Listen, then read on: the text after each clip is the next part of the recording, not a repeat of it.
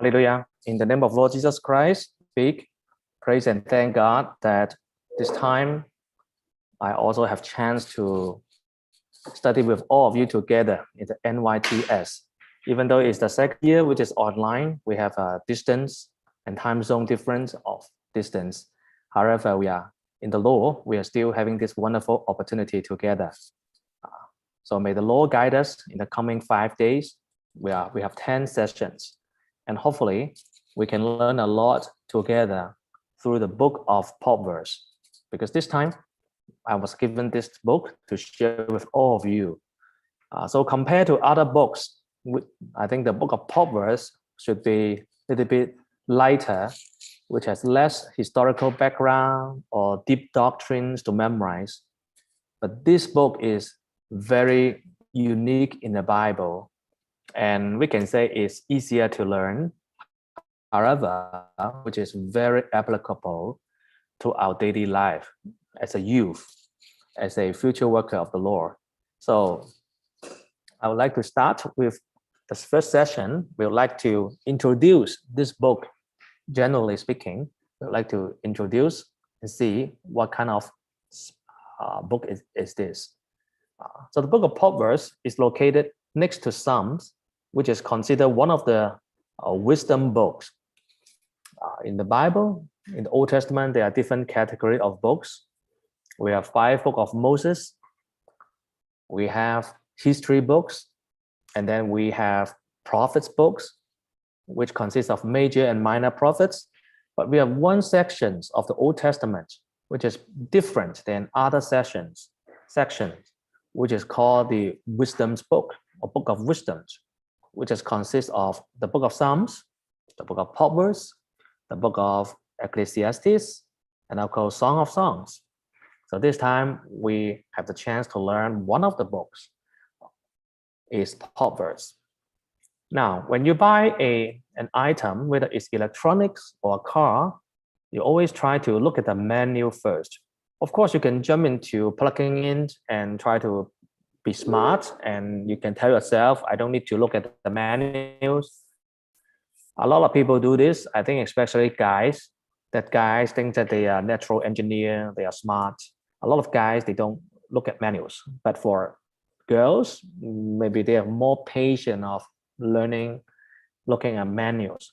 Yeah, you can definitely jump into try to operate a vehicle or try to use the gadgets without looking at the menu, but you can have a high chance of making mistakes and screwing it up or even destroying the device.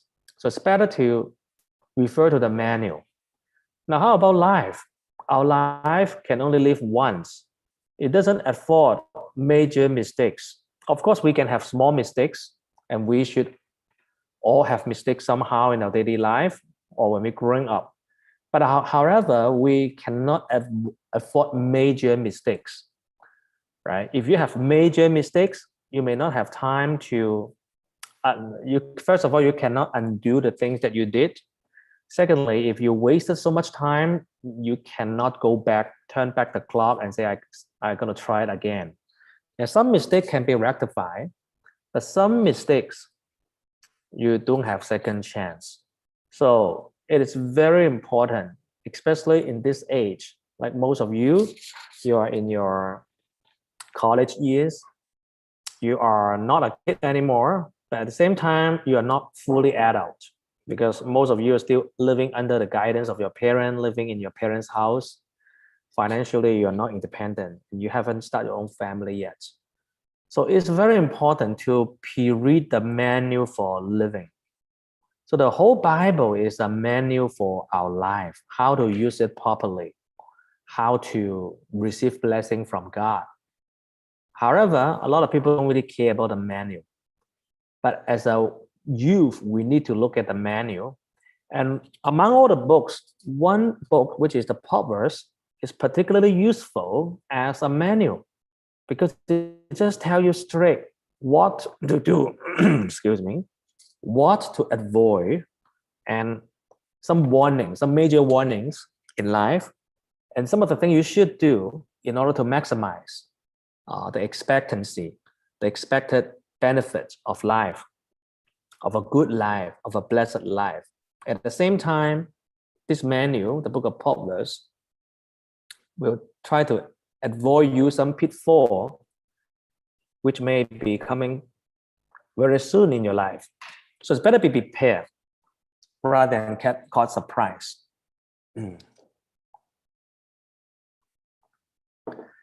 Now, just a little bit background of the book of the Proverbs.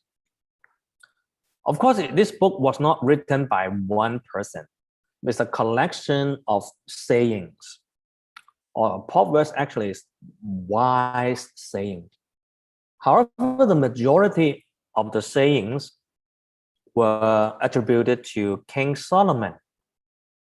Especially, he compiled all of the things of a saying probably during the later older age, because we know that when Solomon was very young, he prayed to God. One night, God appeared to him, right? What do you need? Tell me. You can ask anything.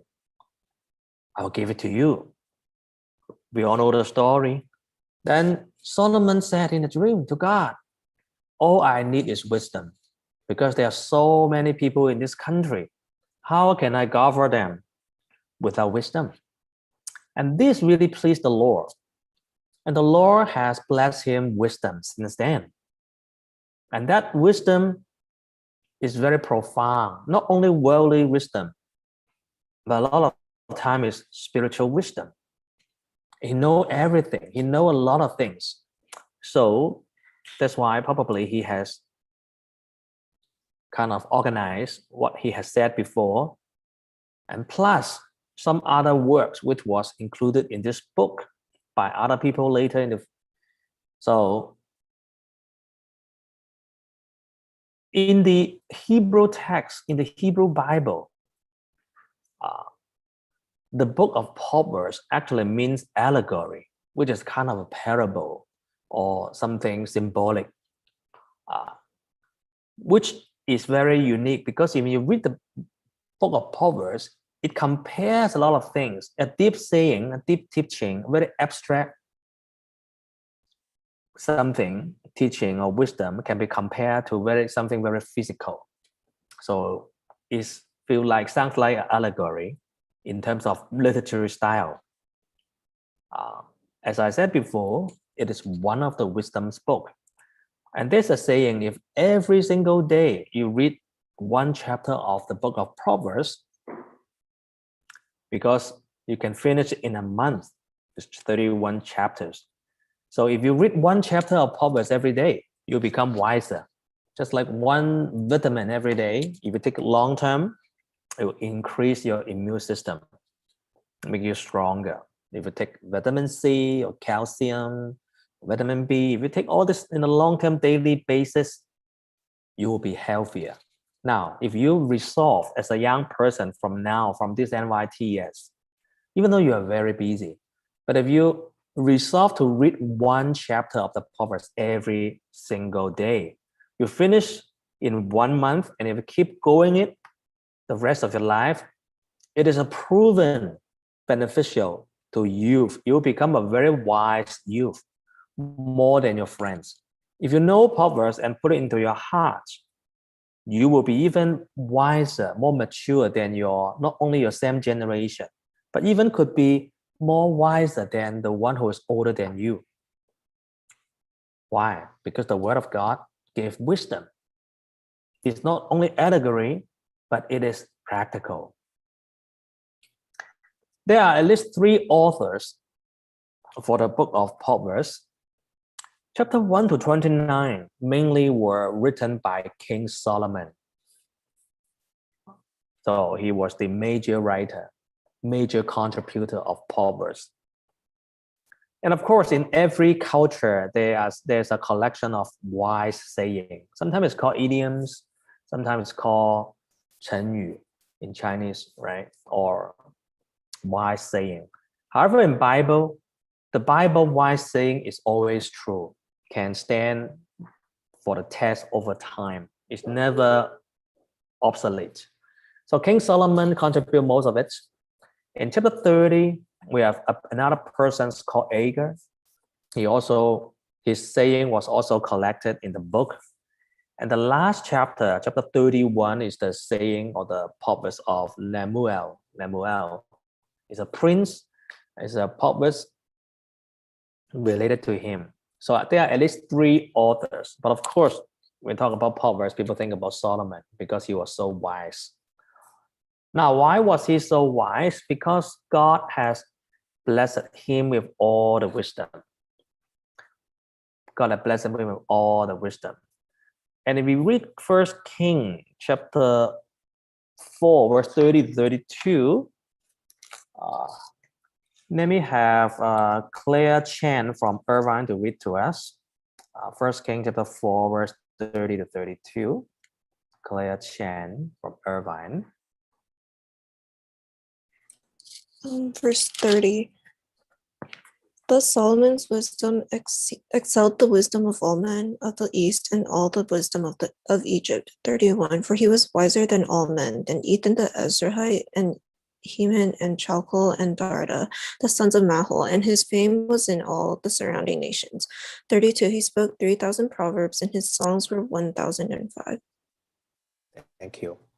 So Solomon was wiser than all men. These men are not ordinary men, because in the Middle East, in Palestine, in the surrounding country, there are already a lot of wise men. Already a lot of wise men. Some of them are very famous. Like in today's term, they may be called philosophers or thinkers or scholar. They know life deeper than other people. But Solomon is wiser than all of them, because the wisdom of Solomon is not from man. It's not from human experience only, but it's from inspiration of God. So according to chapter 4, verse 32, he has spoken 3,000 proverbs. Can you imagine? 3,000.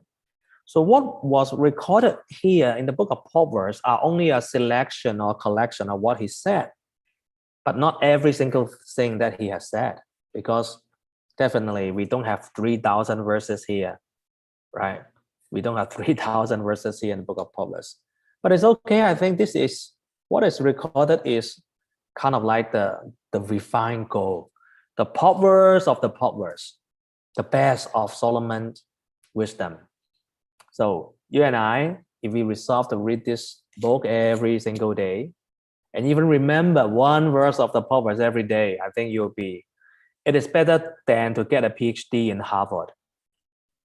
But don't take me wrong, I'm not against going to PhD or pursue higher education, right? Those are only for worldly achievement, worldly success, or maybe can get you a better job, right? But it's not guaranteed. It's not guaranteed.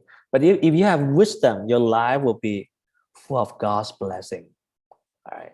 You don't have to be very school smart to be wise. Some people think I have a 4.0 GPA, I go to Harvard, I'm a very smart person. Yes, could be you are book smart, you are study smart. But being smart is different than being wise, right? Yeah, if you have good memory, you can do well in school. Or if you have the ability to focus, you know how to take notes, you know how to predict exams, questions, you know how to answer, yeah, it'll give you good grades. But those are only one part of intellectual capability. The true wisdom is not about how well you perform in school, but about something else, about how to make right choice, about how to please God, about how to receive blessing from God. So Solomon, when he was young, actually he was very wise. However, when he was in an old age, he didn't follow the wisdom of God, even though he know what he should be doing, but he forgot how to keep the fearing of God. So that's why he was not wise in his old age. Probably he didn't want people to repeat his mistakes, so he organized all these proverbs that he has said before, and hopefully to warn or to remind the younger generation in the future. Now, the theme of the book is very clear and simple. is how to live a life of wisdom. How to live a life of wisdom. And the theme verse is in chapter 1, verse 7. Chapter 1, verse 7. Can I have Matthias Chiu from Austin please read for us? Verse 7, the fear of the Lord is the beginning of knowledge, but fools despise wisdom and instruction. Thank you. So this is the theme verse, and they'll appear in your test. And of course, this is one of the most important verse in the whole Bible.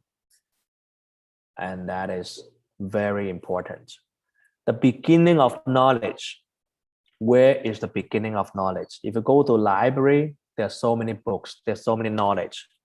Go to high school library, it's just one room. But if you go to university library, it's a whole building. I remember when I was in university, the first time I go into it, I was amazed because the library has 9 stories. It's a 9-story building full of books. And even the medical school have another library. The law school have another library. But just the general library is 9-story high, and every single layer, every single floor has so many different sections, and there's so many knowledge.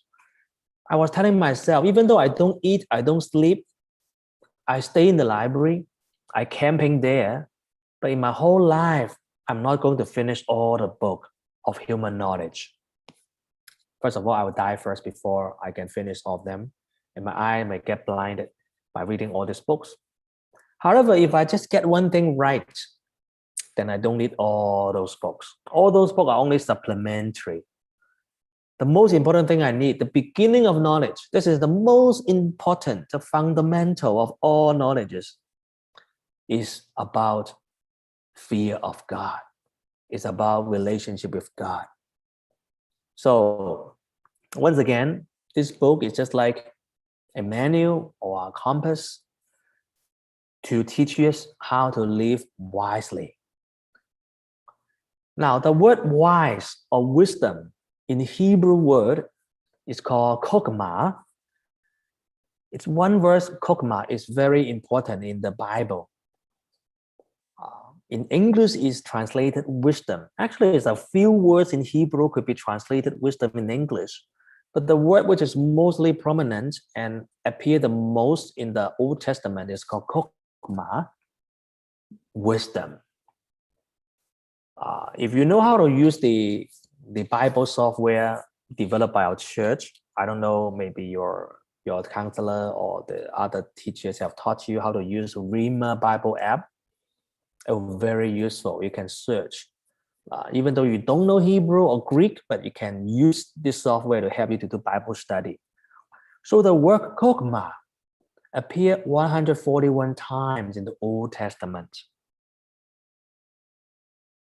So many times, right? But it appeared 38 times in Proverbs. Only in Proverbs. The first time this word appear is in Exodus chapter 28, verse 3. Can I have Brendan Choi to read for us? Exodus chapter 28, verse 3. Brendan Choi from All Hope.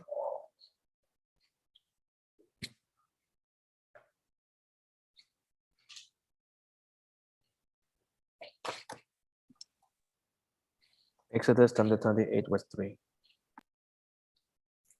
Is Brendan here today?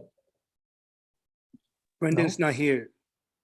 Not here. Okay, then I have Jeremiah Hall, please. Jeremiah Hall.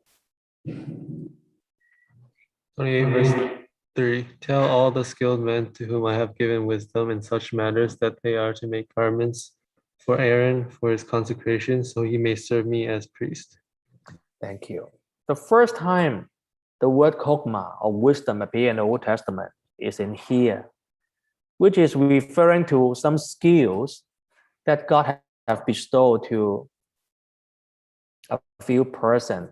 They are called as skills men, because God has commands them to make the ark or other objects in the tabernacle. And you know, the people of Israelites, they were all slaves before. All they know before they left Egypt was making bricks. They don't know craftsmanship. They are not carpenter. They are not goldsmith.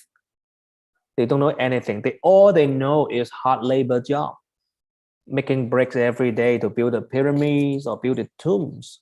However, when God has given them wisdom, they know how to use the limited resources they have, but to craft like woods or gold, they can make golden lampstand, the Ark of Covenant, even the tents. They suddenly become good carpenter. They become good goldsmith. They become like good tailor. They can do everything which is required of them when they have to make the tabernacle. So what does it tell us? Wisdom is really come from God, right? Wisdom can be referred to some skills that you have to use when you achieve something. However, it's not limited to skill of craftsmanship, right? But later, the wisdom, the kokma, refer to more things. If you read all the single verses recorded in the Bible using the word wisdom or kokma, it seems to refer more than just skill to or carpentry or anything, right? It is a knowledge in life, practical skill, but not only making wood or silver, but rather is how to please God. Wisdom is how do you please God?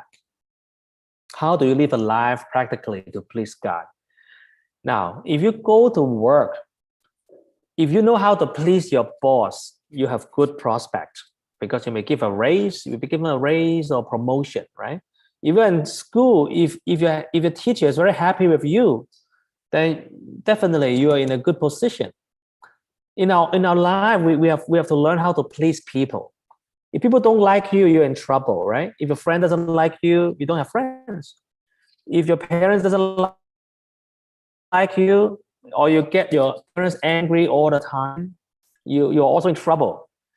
If your boss is angry with you, you get fired. Now, we all trying to please others in order to survive, but we often forget one thing. We often forget how to please God. We always forget how to please God, right? We please our friends, we please our boss, we please our customer, but we don't remember how to please God. But if you don't please God, all your life can fall apart because the main sources of blessing come from God. And if you don't follow the word of God, things can just fall apart and crumble, and you don't receive blessing. So the wisdom is how to please God. So now let's look at the beginning of the introduction of the book. Talk about wisdom. Let's read chapter 1, verse 2 to 6. Can I have Eris Wang from Irvine read chapter 1, verse 2 to 6? 2. To know wisdom and instruction, to perceive the words of understanding, to receive the instruction of wisdom, justice, judgment, equity, to give prudence to the simple, to the young man knowledge and discretion. A wise man will hear and increase learning. A man of understanding will attain wise counsel, to understand a proverb and an enigma, the words of the wise and their riddles. Thank you. This few verse is to tell you why do you have to go deep and study Proverbs? Why do you have to know Proverbs? Why you have to memorize Proverbs? Why have to even apply Proverbs? I've spoken 3 levels, right? First of all, you have to read. If you don't read it, it's nothing to do with you. Just like the medicine are there, the food are there, but you don't eat it, it had no good with you. First of all, you have to read it. Secondly, you have to understand it. And thirdly, you have to practice it. And the most is to practice. When you make choice, when you face a decision, this Proverbs will take an impact of guiding you through. Make sure you make the right choice. So these few verses tell us why do we have to know, to read and to practice Proverbs, because they can increase our wisdom, right? You don't get wisdom by going to Harvard. You don't get wisdom by going to MIT. Those schools are good for giving you worldly knowledge, maybe position you into a better career, maybe increase your future earning from the beginning of your career only. According to some study, what school you come from only affect your beginning of your career to land you the first job. But a few years after you graduated, where you graduated doesn't really have a huge impact, right? Where you graduate. Education only the beginning, but whether you are wise or not affect the rest of your life. So if you know the Proverbs, you know wisdom, and you know instruction, what should be done, what should be avoided, and you get understanding. Understanding means you can understand life better. Yeah, you can be so smart. You have IQ 200, but you don't understand life. A lot of people are so-called genius. However, their life is a mess. A lot of people, they earn high income, but they end up broke financially. Some movie star or some sports stars, right? When they're prime of the career, they have everything. But after they achieve the prime, they start the downfall. Their marriage fall apart, they overspend, or they indulge themselves, they become bankrupt, they spoil their health, and they lost everything. Don't even talk about they don't have salvation, right? Because they don't understand life. But if you read Proverbs, you understand life, right? And you know about justice, and you make judgment. Now, judgment is very important. Wisdom is about making the right judgment. Wisdom is about making the right decision. It doesn't to do with how much worldly education you have. It's about spiritual judgment. I'm talking about spiritual judgment. Of course, spiritual judgment will affect other judgment. This one judgment will affect all the other judgment, which is whether you fear God or not, right? So this is very important. And even wisdom can give you equity. Equity means, wealth. Equity means the things that you can possess in this world. If you don't have wisdom, you don't have equity. The true equity is not actually physical possession, but spiritual. The spiritual knowledge, the spiritual salvation. There are two kinds of equity, right? One is the financial equity, how much money you possess. But the true equity, the spiritual possession, the salvation, and our relationship with Lord Jesus Christ. So increased knowledge, once again, judgment and discretion, very important, right? And if you understand Proverbs, you can solve the enigma. Enigma means riddles or 谜语, right? In Chinese, 谜语, a difficult situation in life. Now, sometimes as young people, you are facing crossroad. You are just kind of like, wow, you don't understand life. What should I do? Life seems like to be a difficult riddle for me. But don't worry. If you have Proverbs, you know the enigma. You know how to solve the problem in your life. Another theme verse is chapter 9, verse 10, saying the same thing, more or less the same thing, but also one of the theme verses. Let's turn to Proverbs chapter 9, verse 10. Next, can I have Francis Cole from Garden Grove?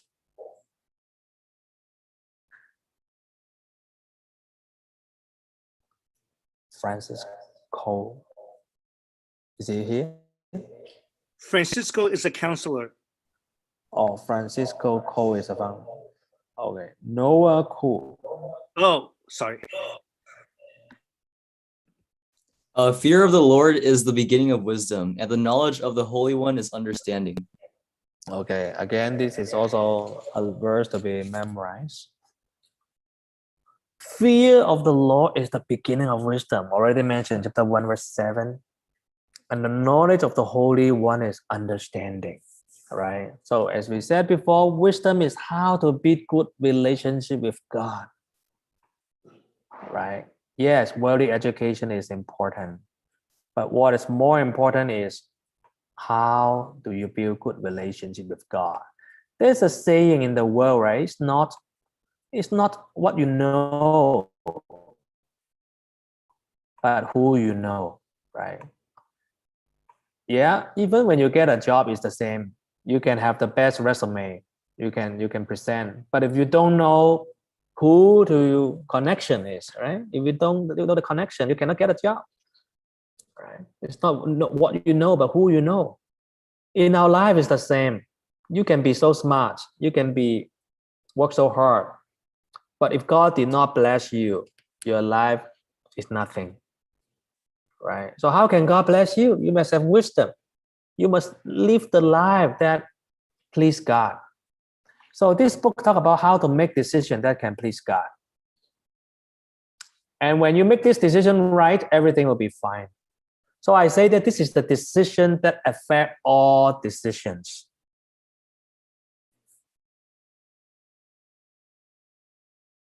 Maybe you're facing the decision that affect all decisions.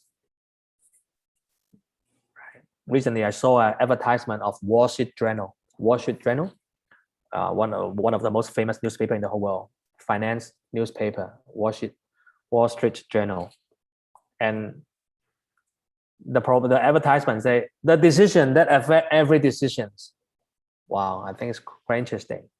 I think it's kind of promotion telling you if you decided to subscribe to that newspaper, every day you read it and you make better decisions every single day, right? If you're not informed, you don't read financial newspaper. You know, some young people nowadays, they don't care. They just download Robinhood apps, do day trading, just like gambling. They don't know the fundamentals. They don't read the company news. They don't look at the big pictures. They just jump in and then download a day trading app, and then they end up losing money in the long term, right? They don't educate themselves financially. So all the other decisions, they don't know. But spiritually, I think reading the Bible, reading the Proverbs is the decision that affect all other decisions. So that's going to impact in our life. Now let's talk a little bit about what does it mean to fear God. What does it mean to fear God, right? Because this is the theme of the book. This is the theme of the whole book. What does it mean to fear God? Now you can talk about from the negative side.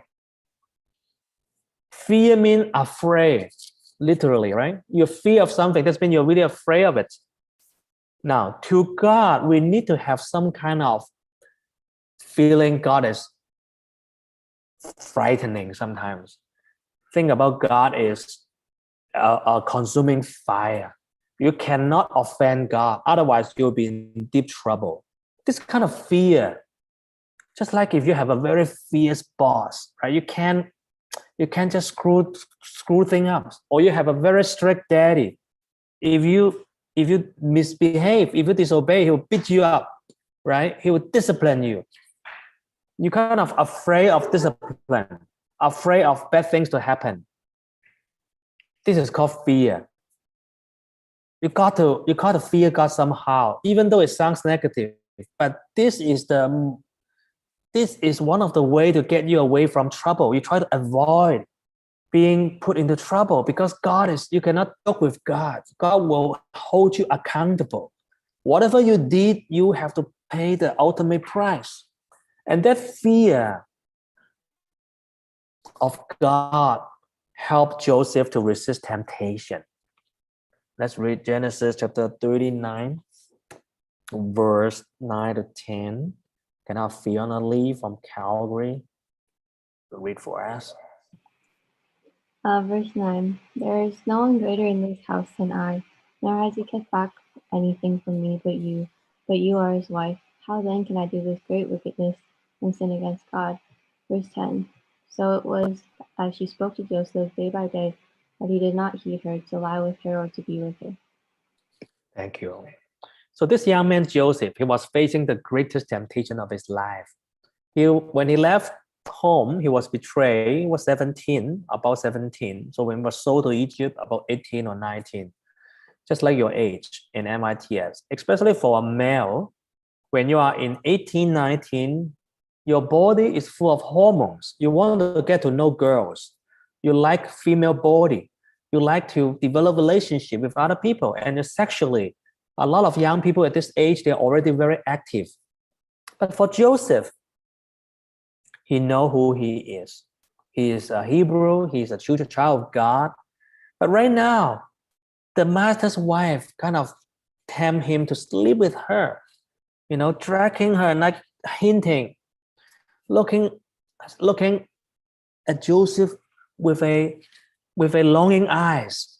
No, how can most likely this woman is a beautiful woman too, because Potiphar is a big official, higher status. People with higher status, the wife usually is a beautiful woman.